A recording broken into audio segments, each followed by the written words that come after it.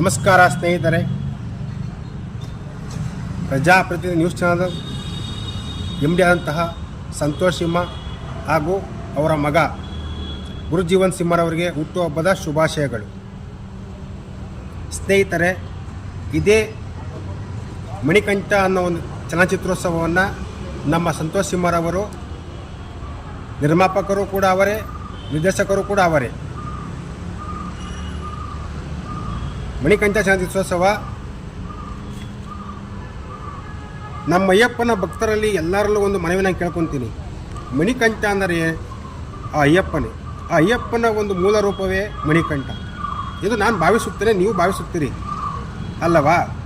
ಅದೇ ಕಾರಣದಿಂದ ನಮ್ಮ ಸಂತೋಷ್ ಸಿಂಹರವರು ಬಹಳ ಕಷ್ಟಪಟ್ಟು, ಬಹಳ ಉದ್ವಿಗ್ನತೆಯಿಂದ, ನಿರಾಳತೆಯಿಂದ, ತುಂಬ ಶ್ರಮಪಟ್ಟು ಈ ಒಂದು ಚಲನಚಿತ್ರೋತ್ಸವವನ್ನು ಮುಂದೆ ಕೊಟ್ಟಿದ್ದಾರೆ.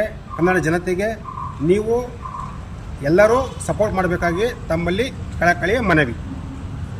ಜೈ ಕರ್ನಾಟಕ, ಜೈ ಹಿಂದ್.